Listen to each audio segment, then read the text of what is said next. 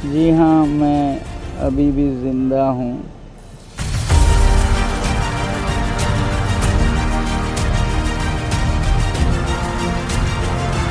आज 20 दिन की लगातार भूख हड़ताल के बाद सोनम वांगचुक को दिल्ली पुलिस ने मेडिकल सुपरविजन के लिए दिल्ली के सफदरजंग हॉस्पिटल शिफ्ट कर दिया। अथॉरिटीज का कहना है कि ये फैसला उनकी गिरती हुई हेल्थ और डॉक्टर्स की सलाह के बाद लिया गया। लेकिन इस कदम के बाद भी ना प्रोटेस्ट खत्म हुआ है और ना ही प्रोटेस्टर्स की डिमांड्स में कोई बदलाव आया है। एक इंजीनियर, एजुकेशन रिफॉर्मर और एनवायरमेंटल एक्टिविस्ट जिसे देश ने इनोवेशन और सस्टेनेबल डेवलपमेंट के लिए सराहा, आज फिर से देश भर की हेडलाइंस में है। सबसे बड़ा सवाल ये है, आखिर सोनम वांगचुक इस बार किस बात के लिए प्रोटेस्ट कर रहे हैं? उनकी डिमांड्स क्या हैं? और इतने दिनों के प्रोटेस्ट के बाद भी अब तक कोई स्पष्ट हल क्यों सामने नहीं आया? इस डॉक्यूमेंट्री में हम प्रोटेस्ट की पूरी टाइमलाइन, इसके पीछे की वजह, प्रोटेस्टर्स की डिमांड्स, गवर्नमेंट का रिस्पॉन्स और इस पूरे मुद्दे के हर इंपॉर्टेंट पहलू को वेरीफाइड फैक्ट्स के साथ समझेंगे। इस प्रोटेस्ट को समझने से पहले ये समझना जरूरी है कि आखिर सोनम वांगचुक है कौन। सोनम वांगचुक लद्दाख के रहने वाले एक इंजीनियर, एजुकेशन रिफॉर्मर और एनवायरमेंटल एक्टिविस्ट है। उन्होंने सालों तक लद्दाख में एजुकेशन सिस्टम को बेहतर बनाने के लिए काम किया और students educational and cultural movement of Ladakh यानी सेकमॉल की को-फाउंडिंग में भी उनका महत्वपूर्ण योगदान रहा। उनके काम का फोकस सिर्फ क्लासरूम्स तक सीमित नहीं रहा, बल्कि प्रैक्टिकल लर्निंग, लोकल इनोवेशन और सस्टेनेबल डेवलपमेंट पर भी रहा। क्लाइमेट चेंज और पानी की कमी जैसे मुद्दों से निपटने के लिए उन्होंने आइस स्तूपा जैसे प्रोजेक्ट्स भी डेवलप किए, जिन्हें नेशनल और इंटरनेशनल लेवल पर सराहना मिली। साल 2018 में उन्हें एशिया के सबसे प्रतिष्ठित सम्मानों में से एक रामन मैग्सेसे अवार्ड से भी सम्मानित किया गया। आज जब वही सोनम वांगचुक देश की राजधानी में एक लंबी भूख हड़ताल पर बैठते हैं, तो ये सिर्फ एक व्यक्ति का प्रोटेस्ट नहीं रह जाता, बल्कि लाखों लोगों का ध्यान अपनी तरफ खींच लेता है। लेकिन इस बार उन्होंने प्रोटेस्ट का रास्ता क्यों चुना और उन्हें ऐसा कदम उठाने की ज़रूरत क्यों पड़ी? इसकी शुरुआत हुई एक ऐसे विवाद से जिसने देश भर के स्टूडेंट्स को झुंझुराहट कर रख दिया। लेकिन इस बार सोनम वांगचुक का प्रोटेस्ट लद्दाख या एनवायरमेंटल इश्यूज को लेकर नहीं है। इस बार उनका फोकस देश के एजुकेशन सिस्टम पर है। पिछले कुछ महीनों में देश के कई कॉम्पिटिटिव एग्जामिनेशंस को लेकर गंभीर सवाल खड़े हुए। सबसे ज़्यादा चर्चा नीट यूजी एग्जामिनेशन में सामने आई। एलिज्ड इरेगुलरिटीज और पेपर लीक के आरोपों को लेकर हुई। लाखों स्टूडेंट्स और उनके परिवारों ने एग्जाम सिस्टम की ट्रांसपेरेंसी और अकाउंटेबिलिटी पर सवाल उठाए। इसी दौरान दिल्ली के जंतर मंतर पर स्टूडेंट्स और यूथ ने इन मुद्दों को लेकर प्रोटेस्ट शुरू किया। 28 जून 2026 को सोनम वांगचुक भी इस प्रोटेस्ट से जुड़ गए और उन्होंने इंडेफिनिट हंगर स्ट्राइक शुरू कर दी। उनका कहना था कि जब देश के लाखों स्टूडेंट्स अपने भविष्य को लेकर चिंतित हैं, तब चुप रहना उनके लिए मुमकिन नहीं था। उन्होंने इस प्रोटेस्ट को सिर्फ एक एग्जाम का मुद्दा नहीं, बल्कि देश के एजुकेशन सिस्टम में भरोसा और अकाउंटेबिलिटी का सवाल बताया। और यहीं से ये प्रोटेस्ट सिर्फ स्टूडेंट्स का नहीं, बल्कि सोनम वांगचुक के नाम से जुड़ी एक नेशनल डिस्कशन बन गया। अब सवाल आता है, आखिर सोनम वांगचुक और प्रोटेस्टर्स की डिमांड्स क्या हैं? सबसे बड़ी डिमांड है union education minister Dharmendra Pradhan के इस्तीफे की। प्रोटेस्टर्स का आरोप है कि हाल के सालों में नेशनल लेवल के कॉम्पिटिटिव एग्जामिनेशंस को लेकर जो विवाद सामने आए, उन्होंने स्टूडेंट्स का भरोसा हिला दिया है। उनका कहना है कि सिर्फ इन्वेस्टिगेशन शुरू कर देना काफ़ी नहीं है, बल्कि जिम्मेदारी भी तय होनी चाहिए। इसके अलावा प्रोटेस्टर्स एजुकेशन सिस्टम में ज़्यादा ट्रांसपेरेंसी, अकाउंटेबिलिटी और ऐसे रिफॉर्म्स की मांग कर रहे हैं जिससे भविष्य में एग्जामिनेशन इरेगुलरिटीज और अलेज्ड पेपर लीक जैसे विवादों को रोका जा सके। कुछ प्रोटेस्टर्स ने उन परिवारों के लिए मुआवजे की भी मांग उठाई है, जिनके मुताबिक एग्जामिनेशन कंट्रोवर्सीज का गंभीर असर उनके बच्चों और परिवारों पर पड़ा। सोनम वांगचुक का कहना है कि ये सिर्फ एक मिनिस्टर या एक एग्जाम का मुद्दा नहीं है, बल्कि देश के एजुकेशन सिस्टम पर स्टूडेंट्स के भरोसे का सवाल है।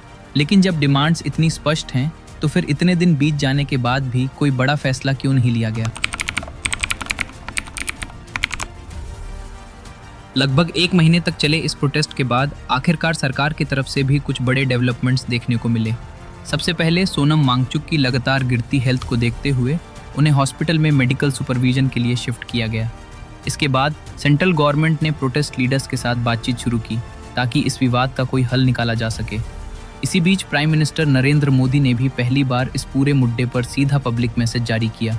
अपने वीडियो में उन्होंने कहा कि पेपर लीक जैसे मामले लाखों स्टूडेंट्स और उनके परिवारों को प्रभावित करते हैं और इनके खिलाफ और सख्त कदम उठाए जाएंगे। प्राइम मिनिस्टर ने एग्जाम पेपर लीक के केसेस की जल्दी सुनवाई के लिए फास्ट ट्रैक कोर्ट्स और चीटिंग के खिलाफ कानून को और मजबूत बनाने की बात भी कही। इन डेवलपमेंट्स के बाद सोनम वांगचुक ने 26 दिन बाद अपनी भूख हड़ताल समाप्त कर दी। लेकिन उन्होंने ये भी स्पष्ट किया कि प्रोटेस्ट की मुख्य मांगे अभी पूरी नहीं हुई हैं, इसलिए आंदोलन और बातचीत दोनों जारी रहेंगे। यानी एक तरफ सरकार रिफॉर्म्स और नए कदमों की बात कर रही है, तो दूसरी तरफ प्रोटेस्टर्स का कहना है कि जब तक उनकी कोर डिमांड्स पर स्पष्ट फैसला नहीं होता, तब तक उनका संघर्ष खत्म नहीं माना जा सकता। और यहीं से एक नया सवाल खड़ा होता है, अगर बातचीत शुरू हो चुकी है और कुछ एक्शंस भी अनाउंस हो चुके हैं, तो फिर आखिर विवाद अभी भी खत्म क्यों नहीं हुआ? इसका सबसे बड़ा कारण है कि प्रोटेस्टर्स के मुताबिक अब तक उनकी सभी मुख्य डिमांड्स पूरी नहीं हुई है।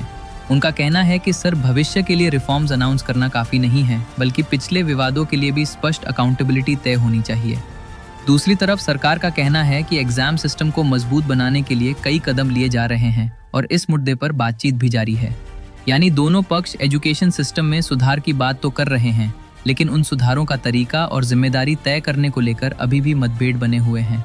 इसी वजह से बातचीत शुरू होने के बावजूद ये विवाद पूरी तरह समाप्त नहीं हुआ और शायद इसीलिए सोनम वांगचुक और प्रोटेस्ट से जुड़े लोगों का कहना है कि जब तक उनकी मुख्य मांगों पर स्पष्ट फैसला नहीं होता, तब तक उनका आंदोलन पूरी तरह खत्म नहीं माना जा सकता। अब सवाल ये है, आगे क्या हो सकता है?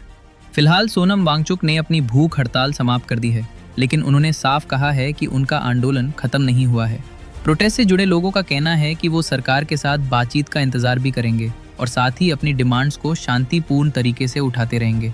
दूसरी तरफ सरकार ने भी संकेत दिए हैं कि एजुकेशन सिस्टम में रिफॉर्म्स को लेकर काम जारी रहेगा और इस मुद्दे पर आगे भी चर्चा हो सकती है। अब सबकी नजरें आने वाली बातचीत पर टिकी हुई हैं। क्या दोनों पक्ष किसी सहमति तक पहुंच पाएंगे या फिर ये मुद्दा दोबारा बड़े प्रोटेस्ट का रूप लेगा? इसका जवाब आने वाला वक्त ही देगा। लेकिन एक बात साफ है, इस पूरे प्रोटेस्ट ने देश भर में कम्पिटिटिव एग्जामिनेशंस, स्टूडेंट्स के भरोसे और एजुकेशन सिस्टम की अकाउंटेबिलिटी को लेकर एक बड़ी बहस जरूर शुरू कर दी है। तो क्या वाकई सोनम वांगचुक की बात नहीं सुनी जा रही? इस सवाल का जवाब इतना सीधा नहीं है। एक तरफ सरकार ने बातचीत शुरू की और एजुकेशन सिस्टम में कुछ नए कदमों का भी ऐलान किया। दूसरी तरफ प्रोटेस्टर्स का मानना है कि उनकी सबसे महत्वपूर्ण डिमांड्स पर अभी भी कोई स्पष्ट फैसला नहीं हुआ है। इसीलिए यह प्रोटेस्ट सिर्फ एक व्यक्ति की लड़ाई नहीं, बल्कि एजुकेशन सिस्टम में भरोसे, अकाउंटेबिलिटी और रिफॉर्म्स को लेकर एक बड़ी बहस बन चुका है। अब देखना ये होगा कि आने वाले दिनों में ये बातचीत किसी ठोस नतीजे तक पहुंचती है या फिर प्रोटेस्टर्स को अपनी आवाज़ बुलंद रखने के लिए दोबारा सड़कों पर उतरना पड़ेगा। आप इस पूरे मुद्दे के बारे में क्या सोचते हैं? क्या सरकार के अब तक के कदम काफ़ी हैं या प्रोटेस्टर्स की बाकी डिमांड्स पर भी फैसला होना चाहिए? अपनी राय कमेंट्स में ज़रूर बताएं। अगर आपको ये डॉक्यूमेंट्री इन्फॉर्मेटिव लगी हो तो वीडियो को लाइक करें और ऐसे ही वेरीफाइड रियल लाइफ डॉक्यूमेंट्रीज के लिए चैनल को सब्सक्राइब करना न भूलें। मैं मिलूंगा आपसे एक और सच्ची कहानी के साथ। तब तक के लिए धन्यवाद।